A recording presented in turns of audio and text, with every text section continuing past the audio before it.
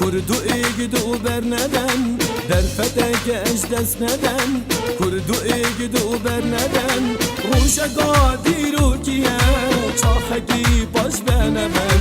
روشگا دیرو کیه چاخکی پاش بنمن بلی بوری فراندومه بلی بور سرخوابونه بلی بوری فراندومه بلی بور سرخوابونه باشوری ده کردستان نشان دولت بونه باشوری ده کردستان نشان دولت بونه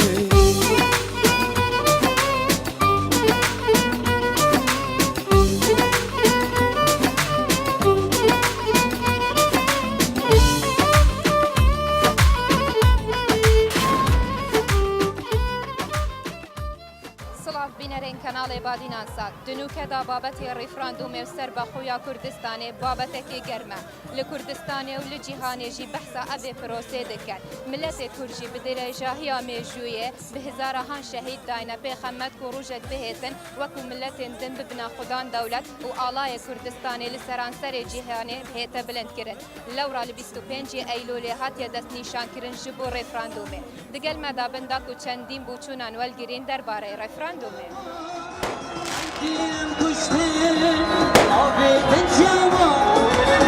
Arkaman aman arkaman aman Ay kim kuştu afetin cevap Kuş hilme kale ezdimme aman Arkaman aman arkaman aman Karabe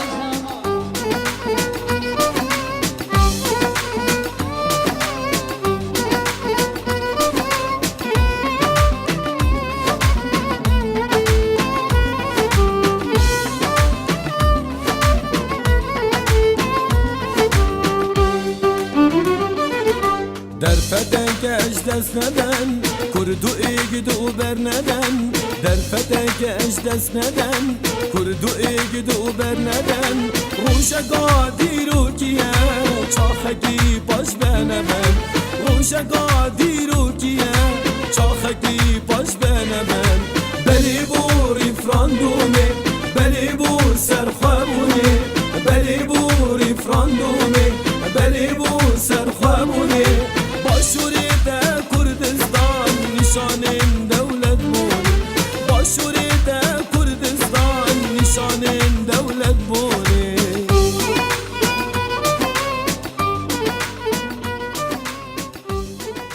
بله بله سزار دلم بله اوی نیار لکردستان با هله نا به غاین قفر شانزگان لکردستان به حیف ناوی کردیان لسر به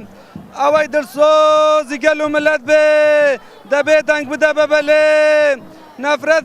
لو کسبه که دنگ نده بله بله با آزادی سر بخوی کردستان بله با سرینوی فرمیز که دای که شهیدان بله با خوین شهیدان بمره لناو چه دشمنی کردان بمره لناو چه دشمنی کردان دست خوش بله چت بجی بو روجا ریفراندومه او پرسد هویدارم روزا 25 مانگی همی خلق کردستان بست از صندوق دنگ بدد با سر با خویا کردستانه گرنده او پرسد بو ملت کرد اوا زور گرنگ اگه او رو نت دنگی ندای با سر با خویا کردستانه بده کنگی دنگ دای با هم بوچینه آماده نه از آماده ما خوب بسوزن با سرکردن کردستانه آماده ما خوب بسوزن با دولت کردستانه چت بجی بو از کردان کو پیش مرگش از پیش مرگمش آماده ما روح و گیان خود فدا کن با کردستانه چند گرنگه ابرو پرسانه توی هیا پرسا ریفراندومه اینیش وکو نویکی دوار روز مجی توی وکی همون ولات اگر ما دولت خواه بی دولت کردی را بگنی بله دیدیم با سر بخویی کردستان چت بجی بو کردان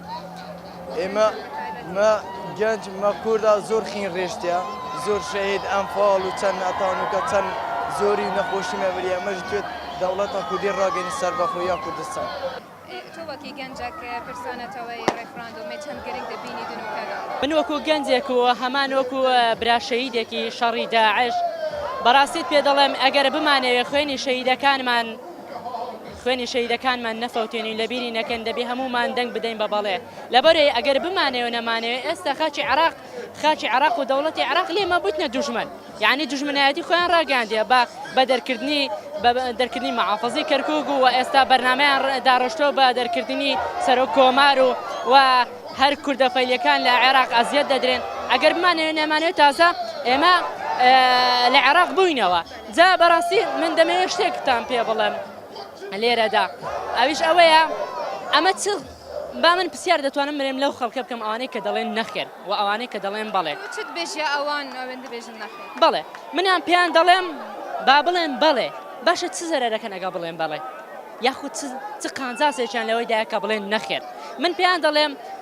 دەڵێم تازە ئەمە پەیوەندیمان بەگای عراق پچڕا با هەر بەڵێ بێ چونکە ئەگەر سەر بکەوین و سەر نەکەوین عراق تازەم مافی مەناداتن لەبەرەوەی بەڵێ بینی ڕێفراندۆم بۆ هەمی کوردانیان بوو لایەنێکی سیاسییان چەند لایەنێکی سیاسینە من ئەمە یەکەم فیستیڤاڵە بەشداری دەکەم لەبەرەوەی ئیتیزاماتم گەلێ زۆرە بەڵام کە ئەوەی دەبینم ئەلحەقی دەستخۆشیان لێ دەکەم ئاڵای کوردستان زۆر ئەبینم بەڵام بەڕاستی من لە زۆر شوێنەکان ئەبینم ئاڵای ڕەنگەکانی تری تێدا بەڕاستی من وەکو خۆم گلەیم لیان هەیە داوایان لێ دەکەم بۆنەیەکی نیشتیمانیە نەیدەنەوە باری لایەنێک و یاخۆت پەیوەستی بکەنە بە لایەنێک جا بۆیە من داوایان لێ دەکەم جگە لە ئاڵای کوردستان هیچ ئاڵایەکتر هەڵ نەکرێت تا ئەو کاتێک کا سەر بەخۆی خۆمان ڕادەگەینی بەڵێ حەفوو بەڵێ من پێیان دەڵێم پەیامێکم هەیە بۆ هەموو سەرکردەکانی کوردستان لە گەورە تا بچووک من پێیان دەڵێم ئێمە ئەو جارەش هەوڵیان بۆ دەدەین ئەم جارەش هەوڵی خۆمان بۆ دەین وەکوتی هەریەکەی لە تاکەکانی کوردستان بەڵام دڵنیایان دەکەینەوە ئەوانیش دەبێ مافی ئێمە بدەن و دڵنیایان دەکەنەوەی کە نابی خوێنی شەهیدەکانمان لەبیرکەن لەبەرەوەی لە هەر شوێنێک دابی لە هەر کەرنەڤاڵێک دابی سەرەتا باسی خوێنی شەهید دەکرێت من وەکو خۆم برا شەهیدێکی شەڕی داعش بەڕاستی بە خوێنی برایەکەی منە ئەمڕۆکە کە دەبینم دنیای خەڵک لێرە کۆبوویتەوە باسی ڕێفراندۆم و باسی سەربەخۆیی کوردستان دەکات بۆیە من داوایان لێ دەکەم لە گچکە تا گەورە خوێنی شەهیدان لەبیر نەکەن و لەبیریان نەکەن لەبەر ئەوەی ئەوان خەونیان دەدیت بەوەی کە کوردستان ئەمڕۆ و چەند ڕۆژانی تر بە ئازادی ببین یەک لەوانە برایەکەی خۆم هەموو جارێ دەیوت ئەبێ ڕۆژێک ببینم کە دەوڵەتی کوردیمان هەبێ و سەربەخۆی ڕابگەینم ئەو خوێنەی لە پێنا ئەوە ڕشتووە بۆیە من پێیان دەڵێم مافی ئەو خوێنە بدە.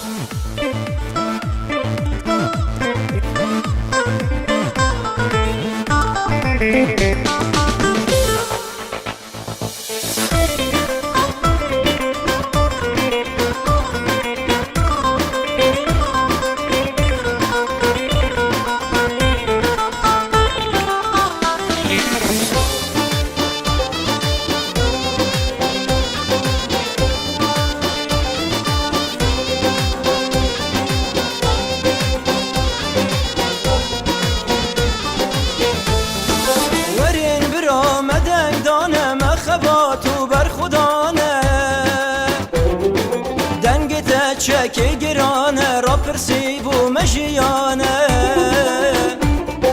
وەرن برامە دەنگدانە مەخەبات و بەرخودانە دەنگتە چەکەی گرانە ڕاپرسی بوو مەژیانە ڕاپرسی بوو مەژیانە دەستیێ وەرن دەری ببن پشمەرگێ سەنگەری دەستیێ وەرن دەری ببن پشمەرگێ سەنگەری بەرهەمێ ساڵا بتبەری کەسب و سۆڕ و سپی و زەری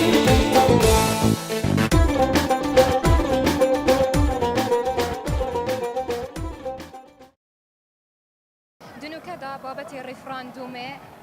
بابەتێکی گرمە لە هەرێما کوردستانی و سەرانسەری جیهانی چاوت بینی ئەبێ پرۆساگری والله از وەکو پێشمەرگەیەک ئامادەمە و داوال هەمی خەلکی کوردستان ژیدکەم و گەرما و گەرم بەرە و سندوقی دەنگدانێ بچن بۆ ئەوەی ملەتێ کورد و بۆ یەکەم جارە سەربەخۆیی بدەستوە بینیت و دەوڵەتە کوردینی ڕابگەهێنیتن و ئینشاءالله ئەم وەکو پێشمەرگە و وەکو هەوڵاتی هەرێما کوردستانێ و هەمی ڕۆژە دەنگدانێ حەماسەتێکێوە ئەم دێ بەرە و سندوقی دەنگدانێ چین تۆ چ دبێژیە کوردان چ چت بجید به پروسه خودی داواکاریام بو همه ملت کرد اوه کو او روژه کا دیروکیه و روژه کا برهمداره بو خوینا شهیدا و هیوادارم همو ملت کرد به فرق و جایزی و به رنگت علما و تنها علم کردستان بلند ببیتن دست ملت کردا و همو گرم برو صندوق دنگدانه بچن چت بج یوان ولاتن اوین دبیجن نخیر بو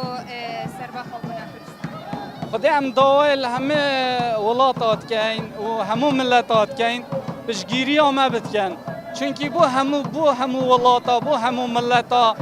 لازمه سربخو دولتا خو هبید بو اموک و ملت کرد بو ما حرامه چونکی ملت اکین دابش بی سر 4 پارچه کردستانه غدر کلمه هاتیه کرنم او رو متویتن همی دنیا و راستیه بزانید که شانی دولت بونینه و شانی ولات اکینه هوادارین همو ولات و همو ملت پشگیری ما بکن دلخوشن عیبینیو ان شاء الله سرکتو دبینو دنجی یعنی بالای دنج خمان دادن بو بالای اخر سنه تا چند گرینگ بیتناتا والله زور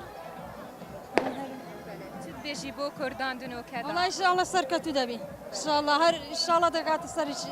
تو بو کردان چیا بو کردان لستا يعني هر اشتشا ما دويت كرد سركبيتو خوش عالي بيو يعني خوشي كردي بيو كرد بلد بدز بينيو ارا ما دويت ان شاء الله سركبتوش دبيتن سواکی گنجک چند خوشه بنیزی بو نارخان او زور خوشحالم که او عملیره کو بینوا بو سبار پرسار ریفراندوم کو پشگیره کو پشار ریفراندوم سر بخویا کردستان اجوا کو هر گنجکی و کو طاقتی کرد هم و کو هر شخصی کی کرد و کو هر مروه کی مش به خوش سر بخو ریفراندوم یعنی دعوه دولت و موافق و صار نسخ خوب کمو ایدی بس عرب دا ام جدا بینوا چون کو روزانه که میجوا کرد العراقی پر تالیا گل خلک ما بتم ايش علم زوري كيمياء باران كردنا انفال وراغواستن وتعريب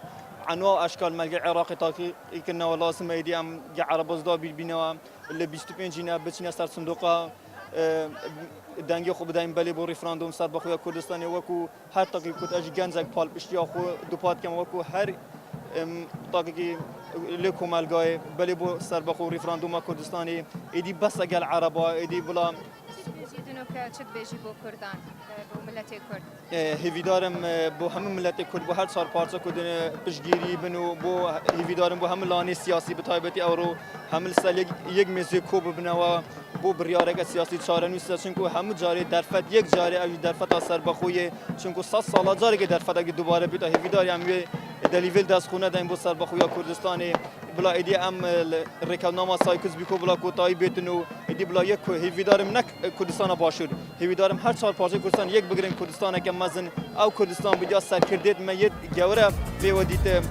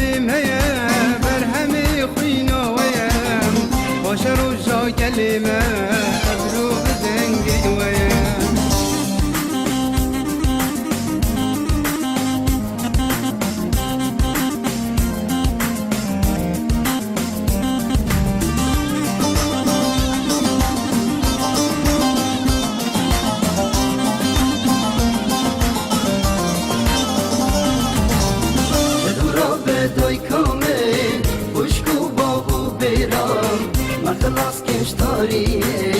بگهینه بیا سر بخون آزادیه مهنیا او بیا دنگی دروناییه پیروز باوریه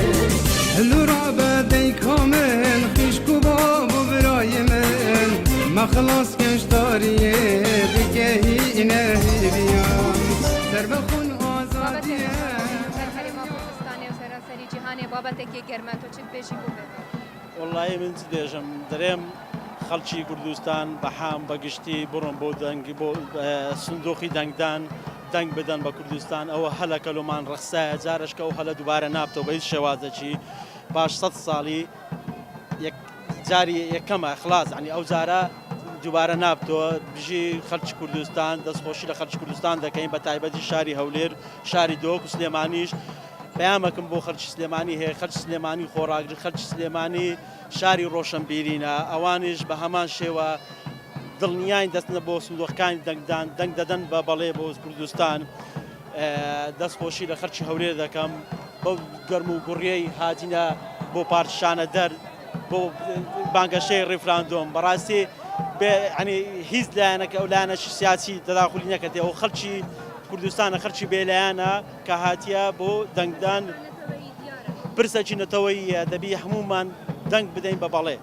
بەڕاستی ئەگەر بەڵێ پەیامی تۆ بۆ لایەنێن سیاسی بوو هەمی کوردان چییە دەبێت پرۆساگرێت پەیامی من بۆ لایەنانی سیاسی ئەوکەوە ئەو حیزبانەی کە سیاسی حەز دەکەین پێکەوە لەسەر مێز گفتوگۆ دابنیشن بەسە تاکەینێ ئێمە کورد هەموو یەک بین یەک دەنگ بین جارش کە با دوژبن زانە لە بەغدای چیان لێکردین وا سبێنێکە محافەزەی کەرکوشیان لادا سبێ سەر و کۆمار یاددەن سبێنێ ئەوکانیش لادەن ئەجا پێمان باشە کورد هەموو یەک دەنگ بیتن یەک هەڵوێز بیتن جارش کە دوژبنان لەسەرمان داساڵ نەبن بژی کوردستان بژی پێشمەرگەی کوردستان ئەمڕۆ ڕۆژێکی مێژوویە تەسەور دەکەم ئەمڕۆ بە هەموو پێکاتەکانی کوردستان هەموو ئەحزابە سیاسیەکان لێرە ئامادەن لە بۆ ئەوەی ئێمە ڕەدلفعلێکمان هەبێ لە بۆ ناحەزانی ملەتی کورد ئێمە دەمانەوێ چارەنووسی خۆمان بە خۆمان ئیختیاری بکەین نامانەوە هیچ کەس لەسەر چارەنووسی ئێمە قسە بکە بۆیە ئێمە هاتوونەتە ئێڵە خەڵکی کوردستان خەڵکی دوهۆک سلێمانی هەولێر هەڵەبجە هەموو لێرە قڕبۆتەوە هیچ فەرقێک نییە لە بینی ئاین و ئاینزاکان لە بینی ئەحزابەکان لە بینی دینەکان هەمومان بە یەک دەست بە یەک ڕنگ بە ئاڵای کوردستان دوور لە هیچ ئەحزابێکی سیاسی داوای ڕیفراندۆمی کوردستان دەکەین بۆ سەربەخۆی کوردستان ڕیفراندۆمێ چەند گرنگ دەبینی دێ ڕۆژەکە مێژوویە بۆ ملەتی کورد و کوردستانی ئەڤروکە ڕۆژەکە گەلەکە پیرۆزە بۆ هەر چهار پارتیت کوردستانی بۆ دەنگی وان بتەیەک ڕۆژەکە پیرۆزە بۆ هەمی ئەمیل vêrî komîm ez xelkê Sêmêlî me Sêmêlî hatîme vêrî bۆ nav ahenga Hewlêrî de amade bîm Evrûka ڕۆژەکە پیرۆزە بۆ من بۆ هەمی ملەتی کورد ez daxwazîş hemî lanê siyasî dikim bêne bibine ek deng û ek reng bۆ vê roja mêjûyî ez wek pêşmergek ji sengera de kaçawa me bergirîj vê axê kiriye em daxwazîş lanê siyasî dikin ew ji wesa bi qelemê xwe bêne bên dîfaîş vê miletî bikin ev 100 sala zulm malmetê dekirinê ev serê 100 sala xwînadê derriştinê em daxwazîş hemî hizbê kurdî dikin dengê xwe rengê xwe bêne serxetî بۆ vê roja pîroz دنوکەتە بابەتی ڕێفراندۆمێ هەرێما کوردستانی و سەرانسەری جیهانێ بووتە بابەتی گەرم تۆ چت بێژی بۆ vê پرۆساگرن وڵا ئەس داخوازاش ملەتی کورد بکەم کۆ ڕۆژا 25 هەمی ئێک دەنگ ئێک دەنگ و ئێکران بچنە سەر سندوقی دەنگدانێ و دەنگێ بەڵێ بدەن بۆ سەربەخۆیە کوردستانê مەژی وەکو هەر ملەتێکی جیهانê me divêt me dewleteka seribxwe hebît em jî çiş miletê جیهانê kêmtirîn ev 100 sala xedir almetê te kirin bila êrê ve xedir bez bît چت بێژی بۆ ملەتێ کورد تۆ چت بێژی بۆ لایەنێن سیاسی peyva min daxwazim ez wekû takekî Kurd daxwaza min ji miletê Kurd hemîlanî siyasî ew e êk bigin û êk dest kat çawa li Bexda êk destî digirin take parlamenkarêt me an ku wezîrêt me an ku her kesekê me derd ixin wêrê ebzoreya dengî û ev ji dinya hemî zanîn xediraka mezin helmetê te kirin yêt me jî çav li we bikin bû ser pirsên niştîmanî û ser pirsên masîrî êk û dû bigirin da em jî wekû xelkekî bigeyne hedefa xwe û daxwaza min careka dîl hemî takekî Kurd heye ڕۆژا 25 نەهش بیر نەکەن دەنگێ بەڵێ سەر بێخن و ئینشاءالله بەرەف دەولەتە سەر بەخۆ کی کوردکی چاوت بینی ئەگەر هاتو سەر نەکەف کوردی چی بیتە بەڵێ ئەگەر هاتو سەر نەکەف کوردستان ئەس ڕایا من هەگەر ئەم ڕێفراندۆمێ نەکەین دێ خراپتر بیت کە ئەم ڕێفراندۆمی بکەین ئەم ڕێفراندۆمی بکەین باشترە بوومە گەلێک و ئینشاءالله دەستکەفتێت باشتر و باشتر دەسەر بۆمێنە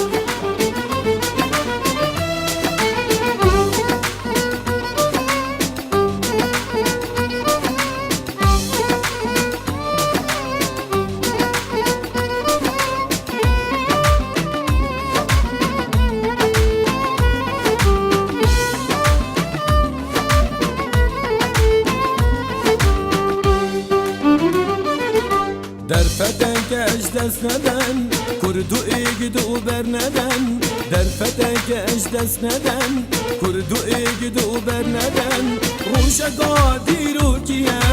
چاخگی باش بنبن روشگا دیرو کیه چاخگی باش بنبن بلی بور افراندومه بلی بور سرخوابونه بلی بور افراندومه بلی بور سرخوابونه باشوری ده کردستان نشانین دولت بونه باشوری ده کردستان نشانین دولت بونه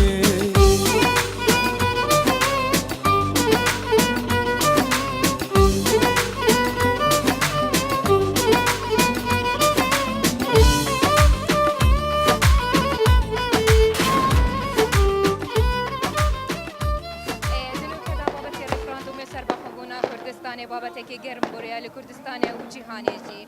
تو چاوبینی بێ بابەتێ گەرمی چاوەیە سەرەتا بە خێراتنی جەنابتانەکەم من وەکو کەسوکاری شەید و بنەماڵی شەید دەستخۆشتان لێکم بۆ گواستنەوەی ئەم ڕیفراندۆم و سەربەخۆی ئێمە وەکو کوردێک وەکو کورد دەڵێم نەک وەکو حیزب ئێمە هەموو ئامادەین نەک بە خوێن بە گیان بە دڵ وەکو کەسوکاری شەید ئامادەین بەڵێ بۆ ڕیفراندۆم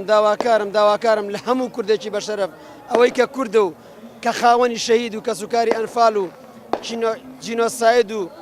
چیمیابارانە داواکارم لیان هەموو کەسوکاری شەیدان ڕۆژی 25 بەڵێ بۆ ڕیفراندۆم بەڵێ بۆ سەربەخۆی کوردستان سەرەتا وا ئەزانم هیچ کەسێکم شەهید نەبووە کە ڕۆژی سەربەخۆی ئێستاگانە دڵم پڕ بووە لە گریان کە هیوادارم من وەکو کوڕە شەهیدێک وەکو باوکی برای شەهیدێک وەکو 5 بنەماڵی 5 شەهید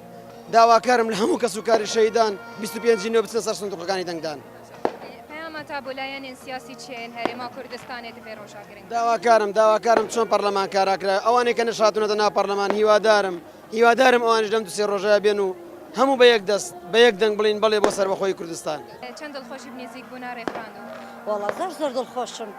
بە بۆنەی ڕیفراندۆمە بە 4 تاپەی کوردستانەوە ئێمە کوردین بە 4 تاپەی کوردستانەوە بە هەموو گەلی کوردستانەوە ئێمە بەرەو سندوقەکانی دەنگدان دەڕۆین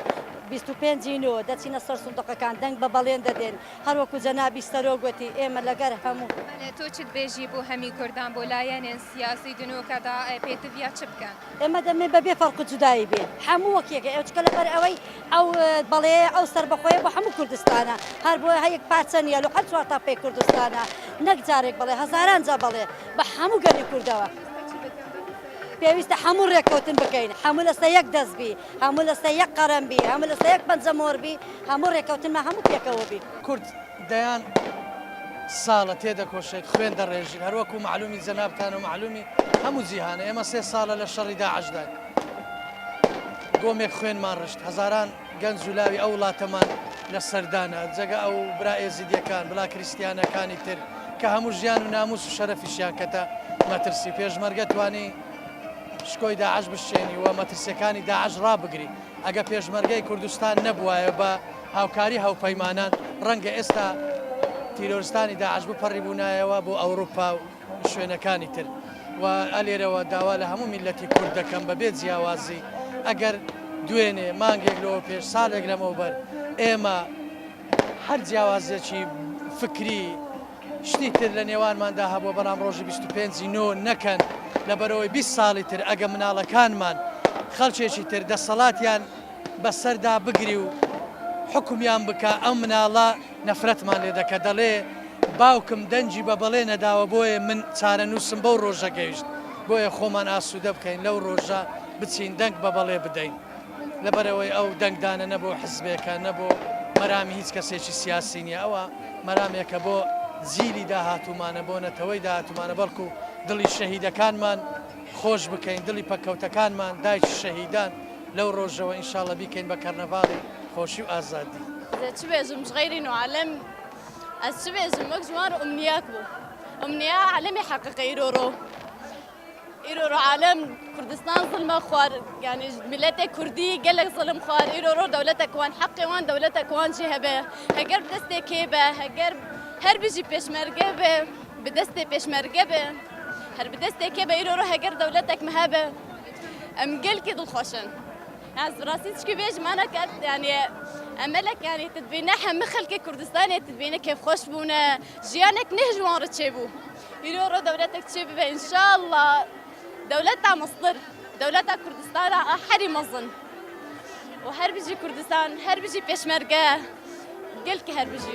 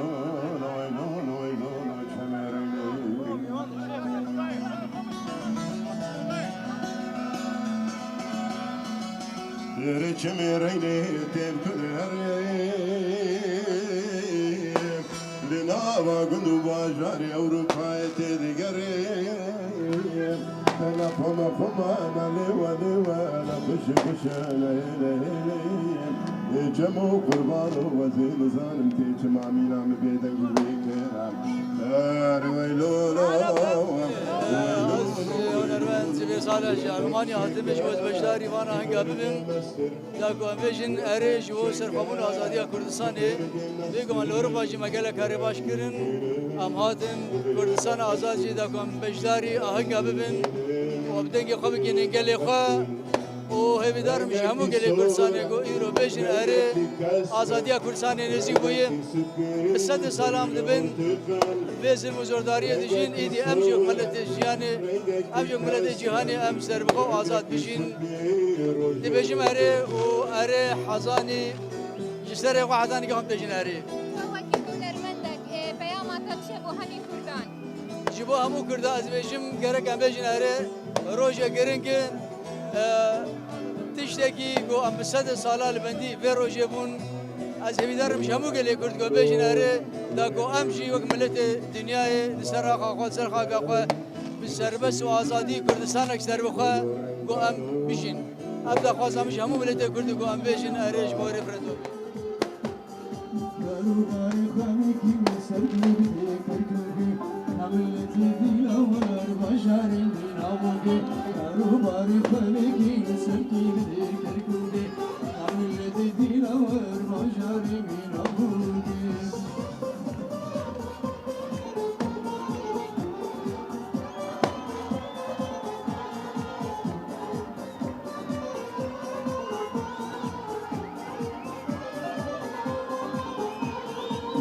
Bana hoşi fırat boşta cihane var gelli şahın gözümü firane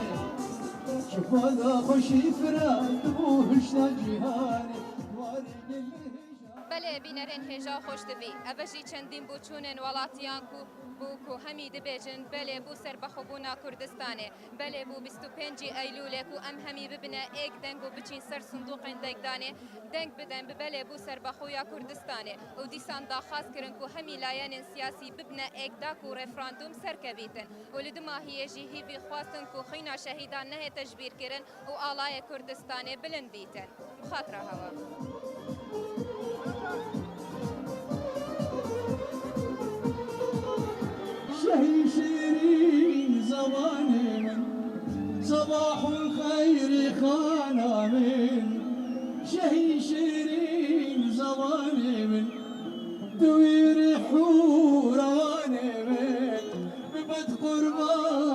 جانب تعالى الله شذاتته شوي شيرين صفاتيتو نوى قندو نباتيتو يقين روحو حياتيتو حياته راحة جانب صباح الخير يا غانم ورا بينا يا شباب ببين بجنوب انا